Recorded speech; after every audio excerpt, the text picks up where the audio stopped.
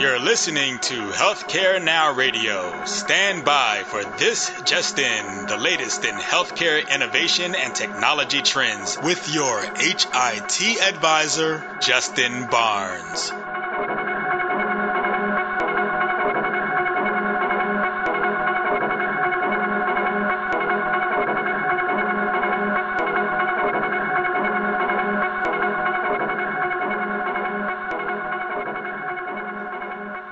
Thank you for tuning in and welcome to This Just In. I'm your host, Justin Barnes.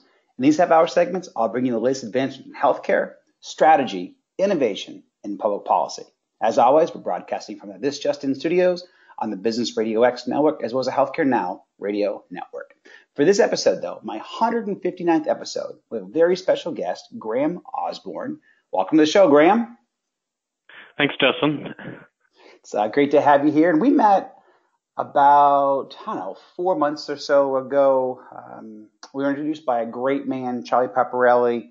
I think we both think highly of Charlie, but when I was with him at a high-tech prayer event, he brought up some research that you had just given to the Angel Lounge around just kind of blind spots for angel investors and entrepreneurs and just investment strategies kind of that you've come up with overall. So I'm very excited about diving into this. Yeah, no, I had given a presentation, I guess earlier this year. It was in May or April or May, I think. But I've been attending Angel Lounge for I think about a year and a half now, and my voice is going a little bit today. By the way, I've got a cold, so apologies for that. But I had been thinking about angel investing because I was sort of introduced to thinking about it when I joined Charlie's group, and I could see that although people were talking about individual angel investments, they weren't really thinking about the composite return of a portfolio, and so that was what I wanted to look at. And as I started delving into that, I realized that there wasn't a lot of data for early stage investing to say what a portfolio should return, and so part of the purpose was to kind of extrapolate what are fairly well characterized mature company portfolio returns to what a early stage portfolio might return. Yeah, I mean, I was pretty fascinated by what Charlie told me, and then when you and I met, just over coffee, just understanding, the probabilities of failure for different sized companies, probabilities of unicorns, and then, you even hit me kind of between the eyes a little bit when you said, some people, they sell their business and then think they can go off and be a great CEO for other businesses. And sometimes that's true, but sometimes it's not. And that was just really neat because a lot, and I know you got some cool data and we'll dive into all that, but it was just, I was very intrigued by our conversation, intrigued by what Charlie told me. So I'm looking very forward to diving into that here over the next 25 minutes or so. But quick question, are you part of the High Tech Prayer Breakfast? I know we talked about that offline. And if you're not, so I was invited last year by a friend of mine, but I wasn't able to go, so I'm hoping to go this year.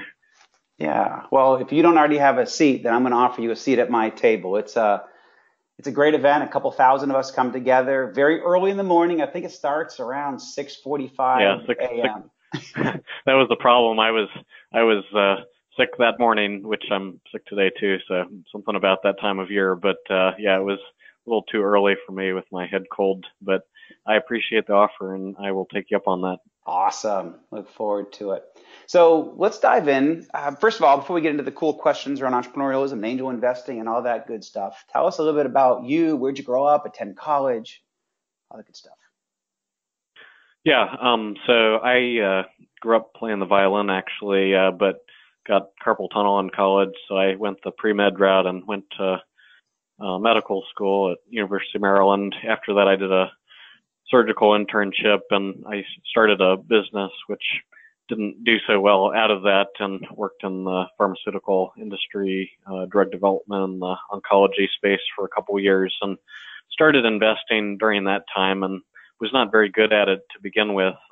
So I spent a lot of time studying the approaches of different investors and kind of converged on Warren Buffett's approach as being the only one that really suited my personality. There were other more active strategies that seemed to work for some people, but if you were looking for long-term data indicating a very statistically high probability of success. His is the best documented track record for pretty much any investor. Very true. I just saw today where Berkshire Hathaway made their first individual private company invested. It was an Indian company, and I read that. Pay to you or something. That's it. Yes, exactly that.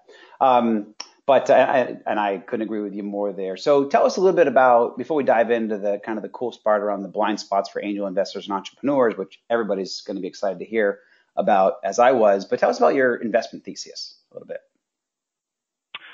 My basic investment thesis is kind of the Buffett thesis, which is if you buy a appropriately diversified basket of businesses and you buy them for less than they're worth based on your current assessment of the fundamentals of the business, then you should make money over time. And so the real two questions you have to answer: number one, what's the appropriate level of diversification for the kind of business I'm investing in, considered as a class? And then number two, what is the way that I value a business of this type? Mm-hmm. Excellent. So from your research, and this is what really got me in, and I had to learn a lot of this the hard way over the last 20 years of being an entrepreneur, being an executive angel, being a passive angel and passive investing. But everything that you're about to walk through, I kind of had to learn the hard way, and you kind of learned it through studying, and I'm sure a lot of other people's failures, which is great. It's a great way to learn. But from your research, what is the probability of failure for a seed stage company?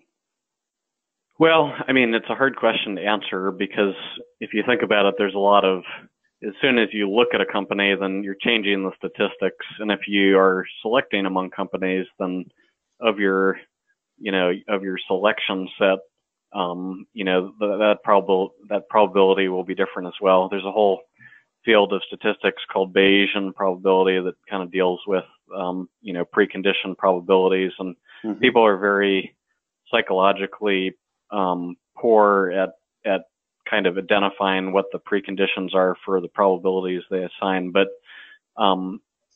when I just kind of think of it off the cuff, the probability that any given company that somebody proposes and actually follows through on, I usually assume that there's at least a 70% probability that it will fail, or that it will, not even get off the ground in any meaningful way to begin with. But the actual failure probability, if you went out, 5 years, would probably be much higher than that. But again, it's highly dependent. So you always have to incorporate a margin of safety when you're calculating when you're saying what failure rate you should assume in a portfolio.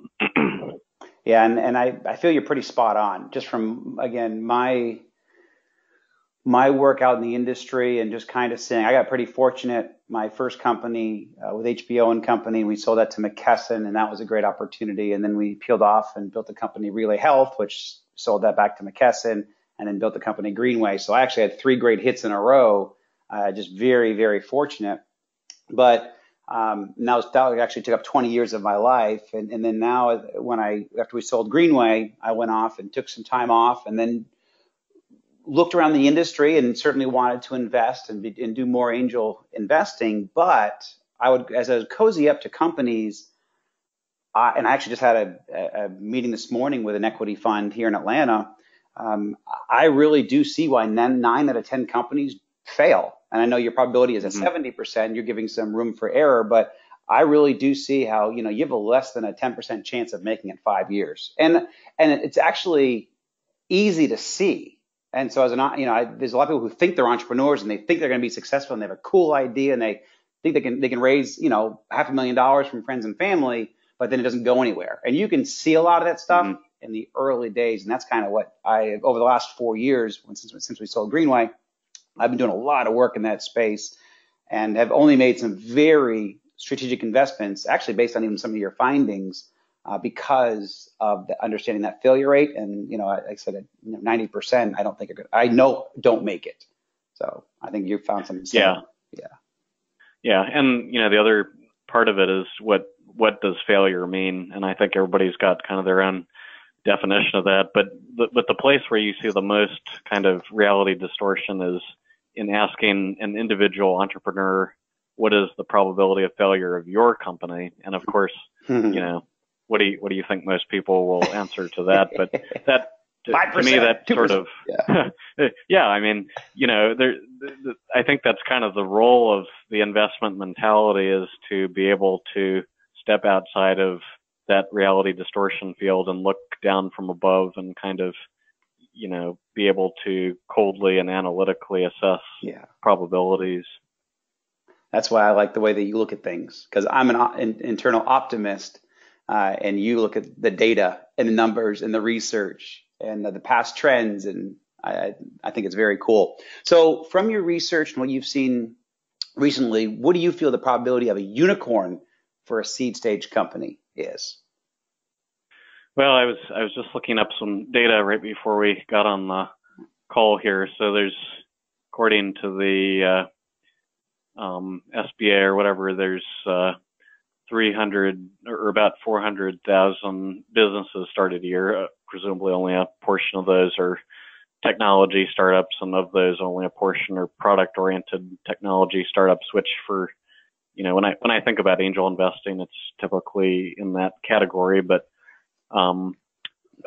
there's only about 260 unicorns in the entire world right now. So if you were talking about all businesses, then the probability, if you started, a business and I didn't tell you anything else about it, that it would end up being a unicorn would probably be less than 100,000. But the operating question when you're an investor isn't so much what is the probability that, the laundromat down the street is going to turn into a unicorn. The question is more of the subset of businesses that I choose to invest in based on my selection ability. What is the probability within that set? And that's a hard question to answer. There's guys like Chris Sacca who appear to have a selection probability in excess of 2%, maybe as high as 5%. He's hit on Stripe and Hinge and Facebook and Twitter and a number of other companies.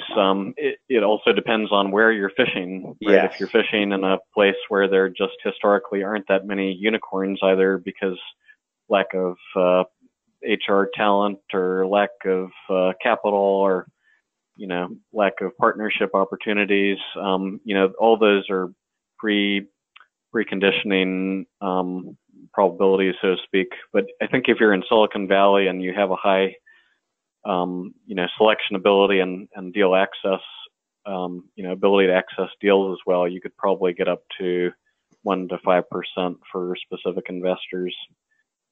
Yeah, I completely agree. And it's a different environment. I mean, I started one company out in Silicon Valley. That was the Relay Health, and it was totally different sledding than starting a company on the East Coast. But I also wouldn't change anything. I actually made a lot more money in the company that started on the East Coast than the one on the West Coast. But I completely agree with your findings there. So your next piece, and this is out of your your 10 blind spots for entrepreneurs and angel investors. But what's your thesis on managerial oversight versus a company run by an excellent CEO you don't control? This is pretty fascinating what you and I talked about here.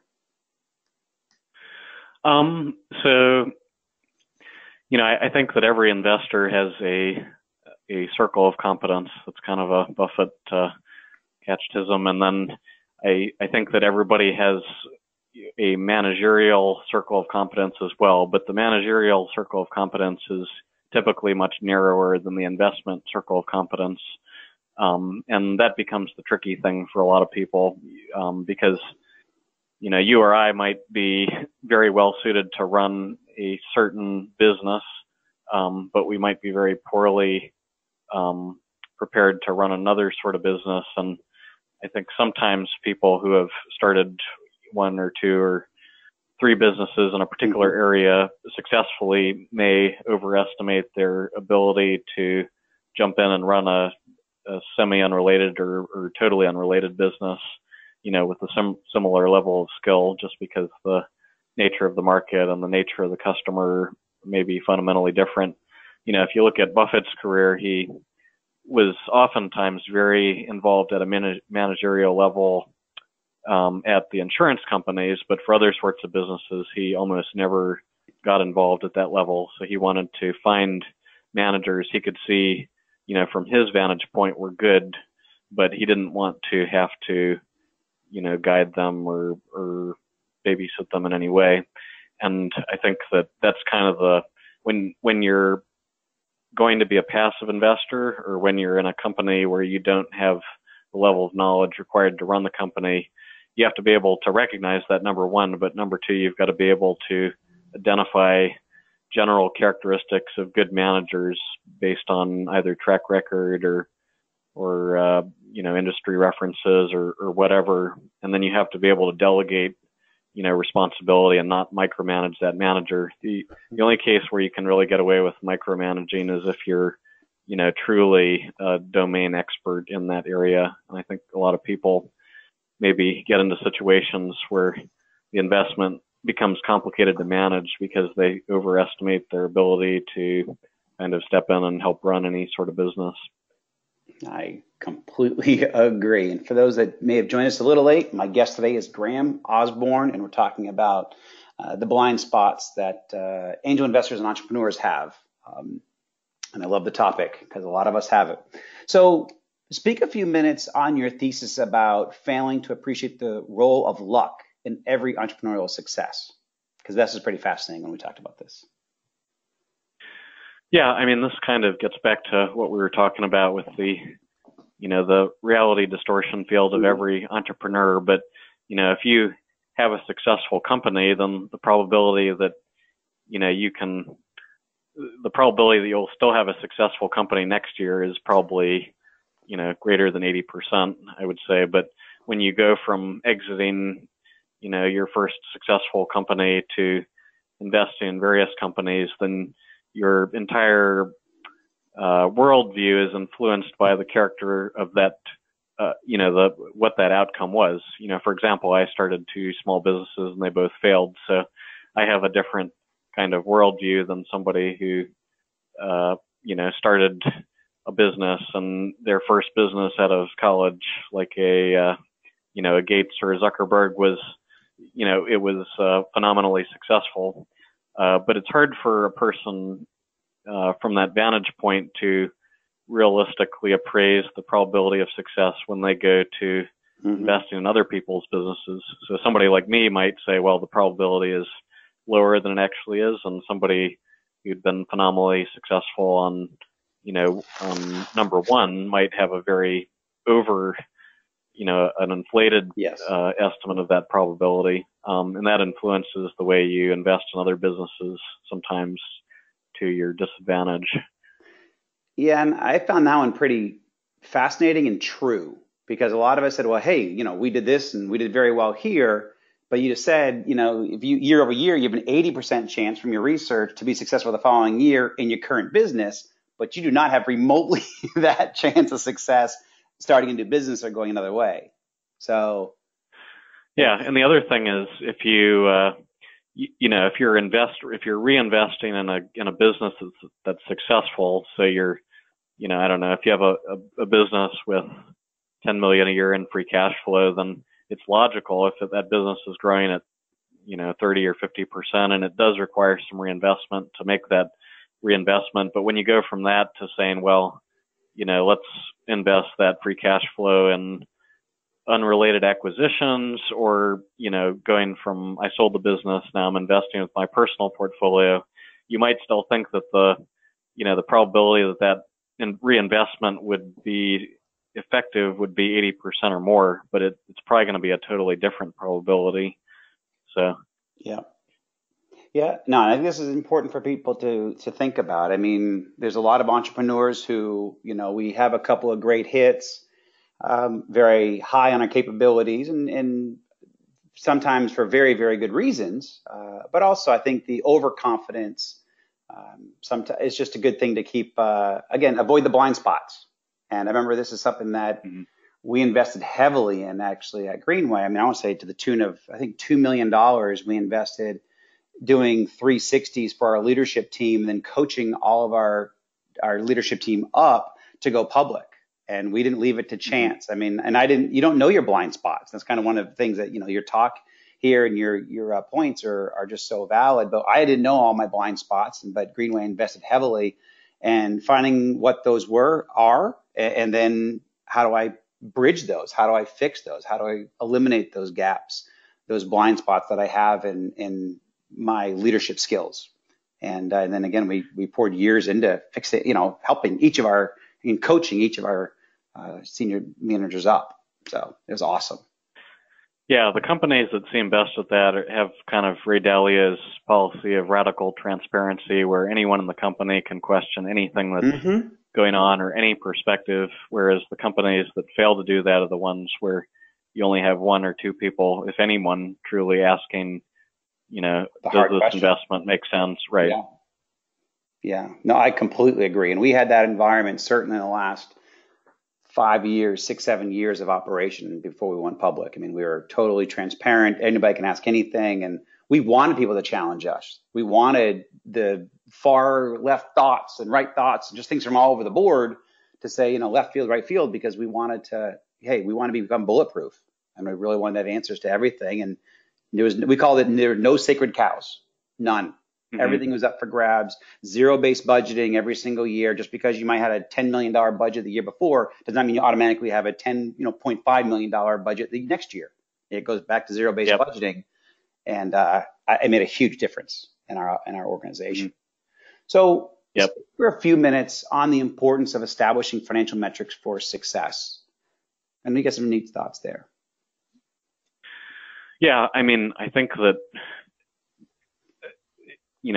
it gets back a little bit to what we were talking about before. But if you start a very successful company, then you kind of take for granted a lot of things that make that company successful, which aren't the characteristics of many businesses. For example, it might be hard for somebody like Mark Zuckerberg to really fully understand the reasons that his business is such a great business compared with, I don't know, a business like owning a sports team, or, I often see people make this sort of mistake where they assume that all businesses are as great as the one they first started.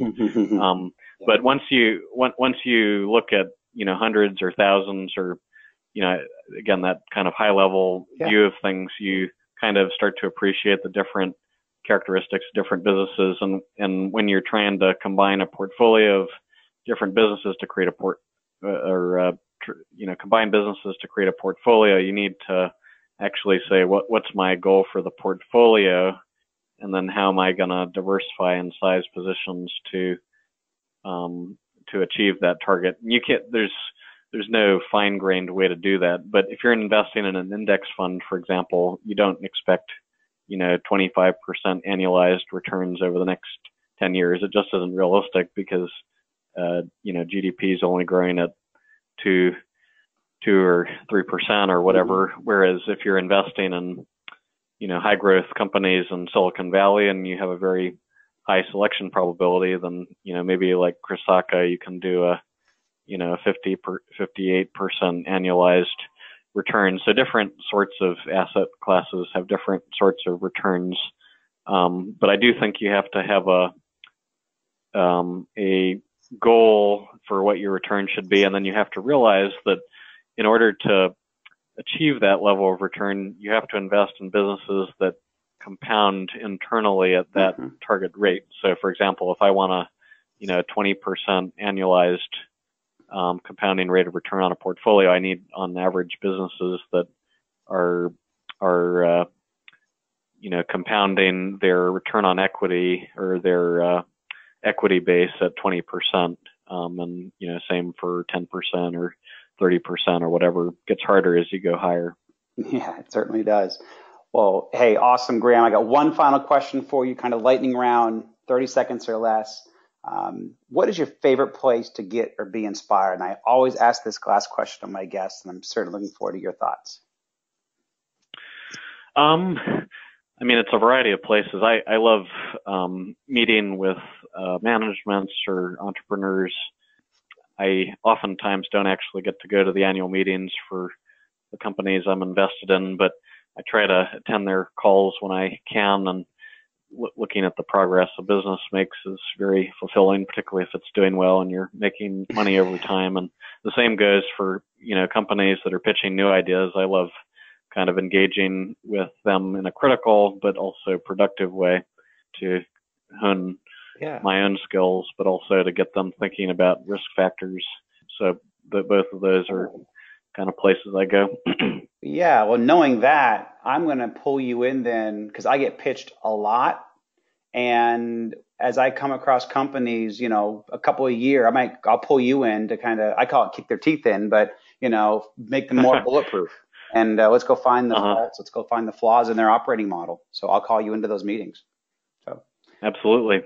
All right, my friend. Well, thank you. That. Awesome. Thank you. Graham, great to have you on the show today. And I truly appreciate you taking the time out of your busy schedule to join us. And thank you to everyone for joining us today. And please tune in weekdays, 2:30 p.m. Eastern, 11:30 a.m. Pacific to hear our latest shows. As always, you can track me on Twitter at HIT Advisor and use the hashtag ThisJustinRadio so we can respond to your comments from the show. If you miss any of this episode or want to hear more, all my shows are posted at Apple iTunes, SoundCloud, iHeartRadio, Spreaker, Google Play, and TuneIn. Also, check out the new website that we launched at justinbarnes.com. Thanks, everyone. Have a terrific week.